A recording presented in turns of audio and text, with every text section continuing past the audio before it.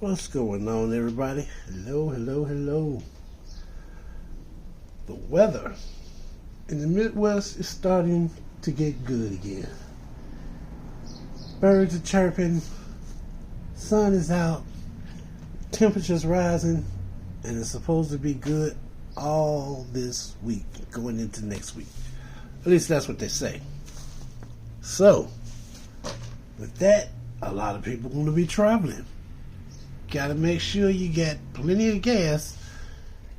And I know it's this thing with the gas prices is just way out of whack.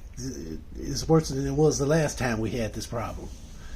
I paid almost $5 last week, and I didn't even get a full tank.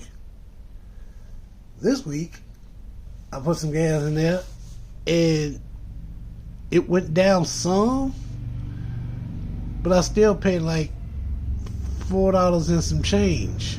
So I guess we have to brace for impact. It's gonna be a bumpy ride. Meanwhile, I'm still dealing with the oil for this freaking turbo. I tried other 530s. I even tried a 040. Wanted to find a 030, but that seems to be hard to do. Anyway, the regular Mobil 1 Advanced Synthetic. What can I say? It worked. For all intents and purposes, it worked. First 2 weeks, it was back and forth. You know, it would still be loud some days, depending on the temperature, and then other days it would nice and quiet. Got the radio off, windows rolled up. All you hear is the road. You hear this slight vibration from the engine, but other than that, it wasn't loud, obnoxious. It didn't sound like the piston was about to blow out the engine through the hood. None of that crazy stuff. I was like, okay. So this particular motor likes the Mobil 1. Who knew? All I heard is bad things about Mobil 1. So that got me to thinking, what other oils would work in this vehicle, in this particular engine setup? 1.4 turbo charged 4-cylinder. So I took that challenge, and I ended up working my way towards the truck and SUV. No,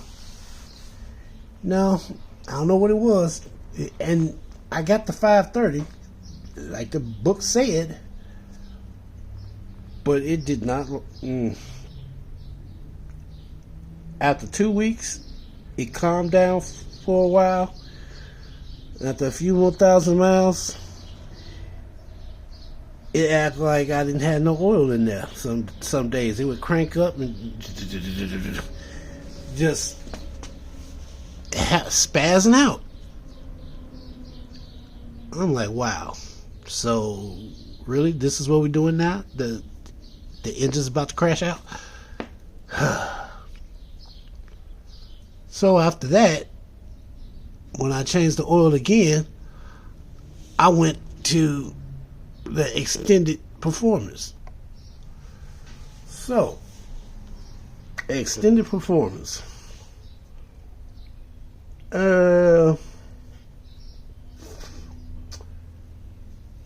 Didn't do too good the first 2 weeks. It was off and on like the other ones. More off than on. And that 1 week that it warmed up, 1 week that it warmed up, it slowly started mellowing out. It quieted down a lot. It almost reminded me of the, matter of fact, it did remind me of the regular Mobil Advance. I said, that's interesting. So what's the difference between the extended performance and the regular Mobil Advance? I'm not a chemist. I don't know exactly. I have speculations, but that's about it. 20,000 miles. I'm not going there. I'm not even going past 10,000 miles. Just not going to happen. I'm not even sure I want to go the 7,500 miles that the book says. I don't think I want to go that far. 10,000? Oh, 10,000 is out. It's like I said in the previous video. I don't care what the bottle says. I'm not going to. Not going. Now, it's possible it has extra detergents, a different additive package for more cleanliness. I use it for that. Because with these gas prices, man, I need all the cleanliness that I can get. And I'm going back to using a fuel additive. I got videos on that too. I might do an update on that, but that's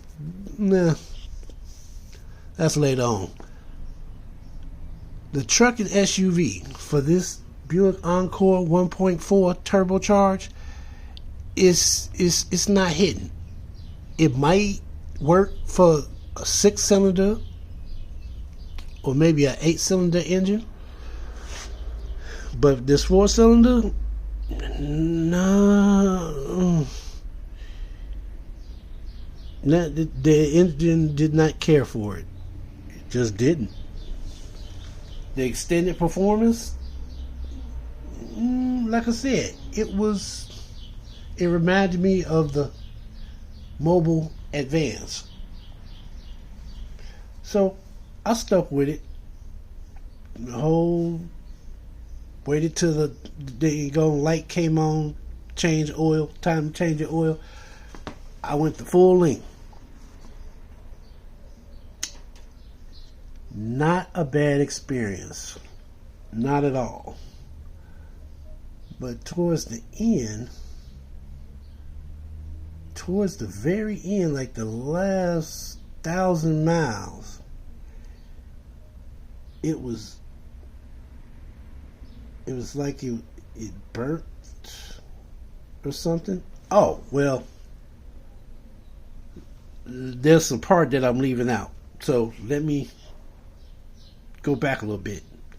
So while I was using the extended performance, I had the opportunity to change the oil feed line going from the oil to the turbo. So there's a feed line that goes from the bottom of the oil filter assembly, and it goes over to the turbocharger where the bearings are. So I replaced that part, and then after that it started acting funny. However, I remember seeing some caked up oil in there. I'm like, man, that don't look good. I mean, you can still see the bearing through the little hole, but up in the corner, there was. I need a stronger cleaning agent. I think what happened is that with the extended performance, it knocked a lot of carbon deposits loose, and it didn't get all drained out through the oil pan. It stayed in there, and it ended up going to the turbo. Now I noticed the oil feed line on this particular engine goes from the bottom of the oil filter assembly directly to the turbo. There's no filter to filter that oil. So over time, you might get the result that I had. There's little bits of oil carbon deposits in the turbocharger. I need to get all that out. So once I change this oil, which I've already done, I have decided to try the Valvoline Restore and Protect, because what's happening is that valve on my turbo doesn't seem like it wants to open up when it's supposed to. It opens up, closes, but it's not timing itself right like it usually does. So now I got a light on saying that my bypass valve is bad. Could be, I doubt it. I think that lever is stuck. So hopefully I can clean out whatever dirt is causing that. Otherwise, I might be looking at another turbo. I'm not trying to go there right now. But anyway, overall, Mobil 1 Advanced and Mobil 1 Extended Performance seems to be working. And as I said, it loosened up a lot of carbon buildup, and it got stuck in the turbo. So now I'm trying to figure out what can I use to get that extra carbon deposit out of my turbo so that the bearings can spin more freely. I'll have to get back to you guys on that one. So with that, I'm going to clean up my mess, and I'll see you out on the road.